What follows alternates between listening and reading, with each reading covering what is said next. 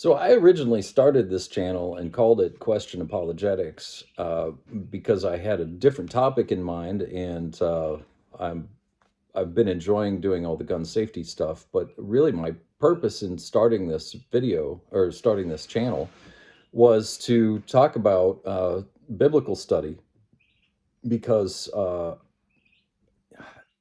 who got me started was Dan McClellan. I started watching his videos, and for the first time in my life, I started reading the Bible as an adult and really paying attention and really enjoying it. And I'm very grateful to him for that. And I respect him a lot as a scholar. But he has a practice of systematically leaving out something that's extremely important. I don't know why he does it. Um, it I don't know, but I'm going to start talking about it. I would love it if he would respond. I don't know if he will, but I'm going to talk about it, and whoever watches this can get the benefit of it. This is going to be a little bit long. Sometimes complex ideas take some time. If you're not up for a long video, fine, don't watch it. I don't care. It's too long. I repeat myself.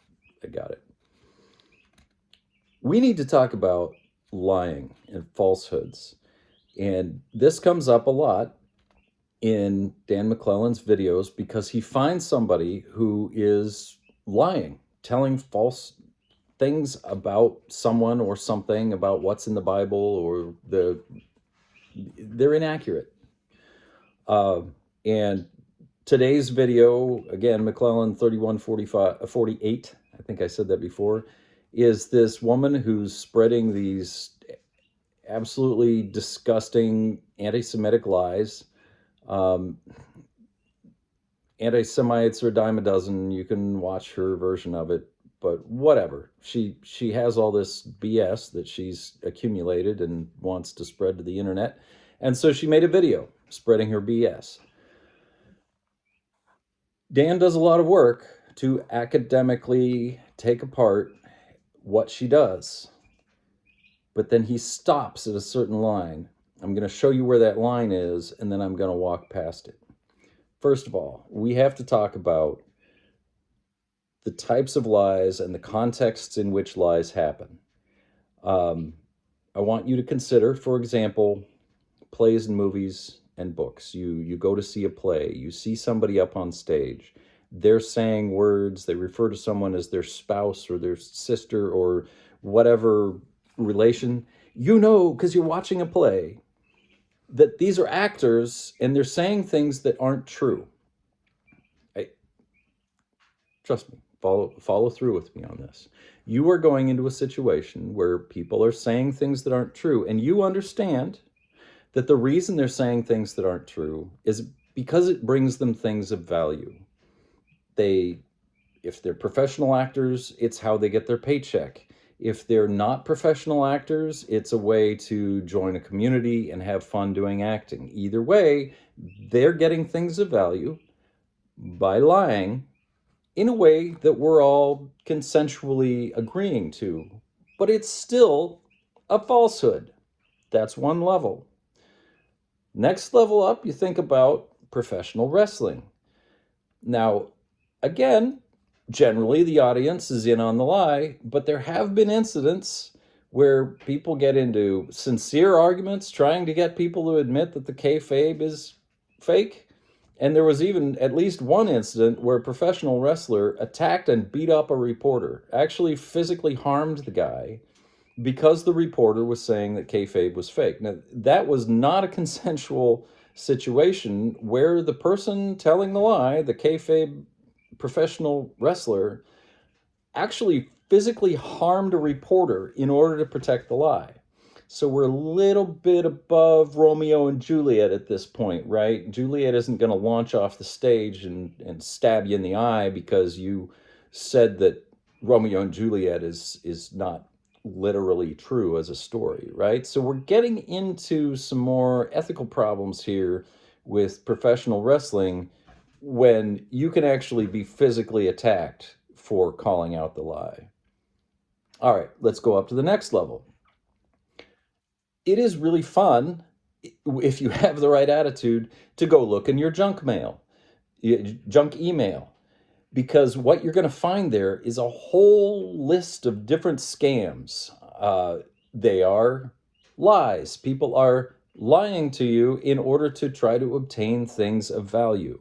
So there's a couple of basic ones. One is the Spanish prisoner fraud, which you may not know by that name, but how about the Nigerian prince scam? That's the same thing where there's some famous or rich person, or the story changes, but it's always somebody who credibly has a lot of money. They're a prince or a wealthy Englishman was the original Spanish prisoner fraud, and they've fallen on hard times in some way, and they need you to do something. You just send a little bit of money so that the servant can go pick up the money, and then they'll give you half of the treasure that's hidden. Now, maybe you think, if you're watching this and you're following along, you know what this scam is. You're not the one that's going to get fooled, right? But these emails get sent because they work. There are people out there who fall for this every day. People have lost many, many millions of dollars, uh, could be billions, I don't know, to these scams because people fall for it.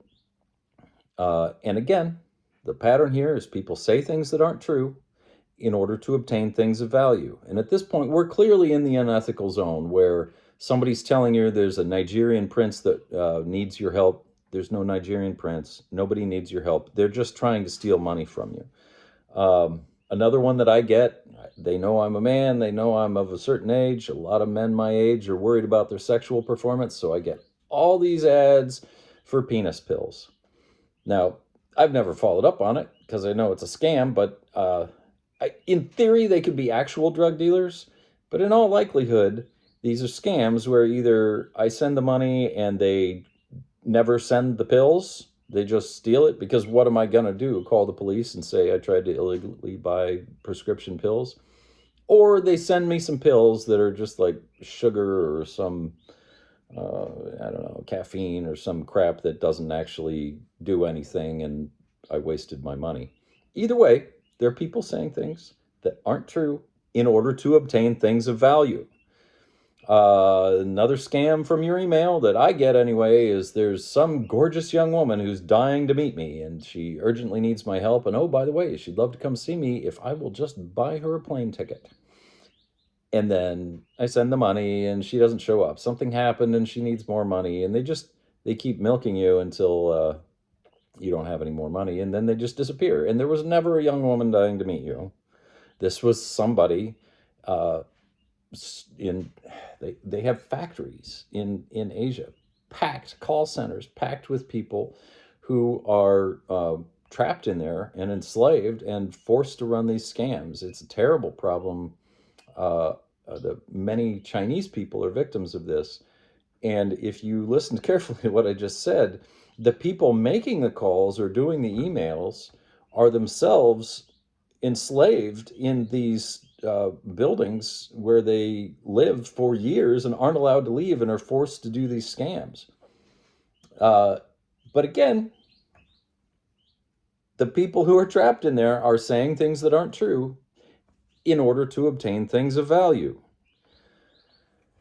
All right. Now, I want to shift focus a little bit with this next one, because you've probably been in the situation where a poorly dressed man walks up to you and says that he hasn't had lunch today. He's carrying a cardboard sign. He has shabby clothes, and he says, "I haven't eaten today. Could you give me $5?" When you hear that, if you're like most people, your defenses go up. You look at this guy and you think, that's not credible. I wonder if I'm being lied to. I wonder if this is true. I wonder if he actually had lunch. He might be asking me for money for beer.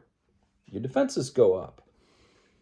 Maybe he needs it for drugs. What's he going to do with that money? Your defenses go up because you know that people sometimes say things that aren't true in order to obtain things of value. And we hold poor people to a very high standard when it comes to that. First of all, these people are obviously poor. Nobody does this and makes a ton of money. That's not how you get really wealthy. There are some people who get good at it and make a living at it, but it's not fun. You have to wear shabby clothes and you have to walk around and look sad all the time. It's not a good time. You know that people say things that aren't true in order to obtain things of value, and when it comes to poor people, you enact that defense. If you're a Christian, let's just keep in mind that Jesus just fed people. He didn't make sure of there was no check. He just fed people, because we're going to get back to Christianity. But whatever. Okay, we're going to wrap this up.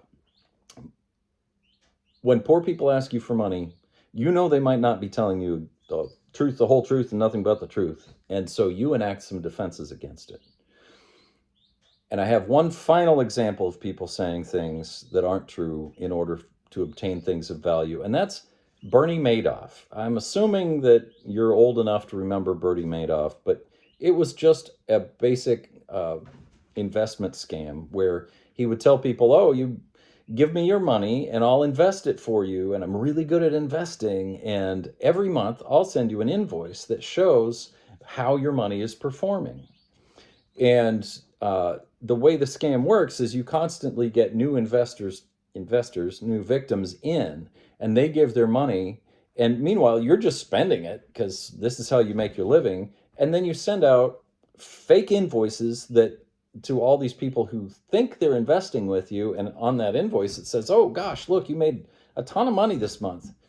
And because that happens, people leave their money in and they don't ask for it back. And so then the scammer, in this case, Bernie Madoff, can send out millions and millions of dollars of fake invoices showing all these profits. That's the lie, in order to obtain things of value, which is, number one, the current victims keep their money with him. And number two, he finds new victims to add new money, so that if anyone does ask for their money, maybe he can pay off one or two to keep the scam rolling. And the rest of them don't ask for their money because they still feel safe, even though they're being lied to. And the thing that's really important here, the most crucial thing, if anything, is to understand that while this was going on, a lot of Bernie Madoff's victims thought that they had found something so awesome that they became evangelists for his scam, and they asked their friends also to join. Because even though they actually were being scammed, they didn't know that. They sincerely believed, they genuinely believed with their whole hearts that they were not being scammed. They believed that they had found a fantastic way to invest their money. And so they went around and evangelized for his investment scam and got all their friends into it. And it was only later, when the whole thing fell apart, that they discovered that they were not only victims, but they had also assisted in the perpetration of the scam. It was a promise of a future benefit that never came, in exchange for something of value right now. These people put their life savings in with his scam, and with very few exceptions, they lost all of it. All of them lost something. Most of them lost all. So there are three basic categories of lie. One is the purely cynical lie. And I want you to look at Bernie Madoff, for example. He knew what he was doing. He got into it through a process. But once he realized that he didn't have enough money to pay everyone back, he just dove into the entirely cynical lie. He knew he was lying. He knew he was stealing these people's money. And he just went ahead and kept telling the lie anyway because it benefited him. He knew it was a lie. He was perfectly cynical about it, and he took the money anyway. There's a second type of lie. There was a guy named Harry Frankfurt who wrote an essay in a book called On Bullshit. And bullshit is a technical term, oddly enough, that means you say the thing without caring whether or not it's true. The point of saying the thing is to get the benefit. And if it's true, fine. If it's not true, fine. I don't care. I don't care what the truth or falsity of it is. I'm saying it because I get things of value for having said it. It's an interesting phenomenon. It's all over the place. Car dealers, they'll tell you it's the best car in the world. If it is the best car in the world, great. They don't mind if it's true. But also, if it's a complete piece of garbage and you pay the money for it anyway, they're still happy they said it. Because whether it's true or not doesn't matter. They're saying it because it'll get more money out of you. The third type of lie is one in which you don't know it's a lie. Somebody else might know it's a lie, but you don't know it's a lie. And so you are simultaneously a victim of the lie and a perpetrator of it. You sincerely believe that it's true, and yet it's not. And so you go out telling this thing to people, and it's not true. You're still telling a lie, you just don't know it's a lie. So some of you might be seeing the bigger implication of this, but I'm just going to bring this back to Maklelan 31:48. This woman telling these anti-Semitic lies. I have no idea what's happening between her ears. I don't know if she knows that these things are true or just gets off on slandering Jews. I don't know her purpose in that sense. I don't know her intention of whether she knows she's lying. But I do know that she's saying those things in order to align herself with a particular religious type of person, with a particular group of people. She gets things of value by telling those lies because she aligns herself with a social group that she considers attractive. She's saying false things because it gets her things of value. What Dan does in his videos is he will show that the statements are false, but he never walks into why would somebody say false things. He just sort of wraps it up with this vague little, you need to do better, or he'll claim it's childish. You know, really, like a full-grown adult being profoundly anti-Semitic is childish? That's not fair to children. If you see what I'm saying, it's not childish. They're not being childish.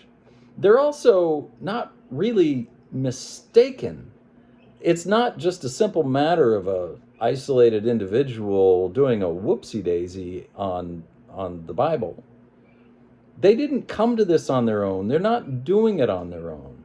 There's a whole system behind this of getting people to say things that aren't true in order to reap the value. There's a value. It's not one that I want, but there are many people who do want to be aligned with anti-Semitic groups. And so this is their payment in. They say the lies, they say the ugly slander about Jews, for example, or they say some other lie. I'm sure I'll do another one of these later, in order to get the benefit of aligning themselves with the group. If you don't include that, the whole thing becomes very hard to understand. This is kind of the liberal fantasy is that if we just educate everyone, read a book. These people have read books.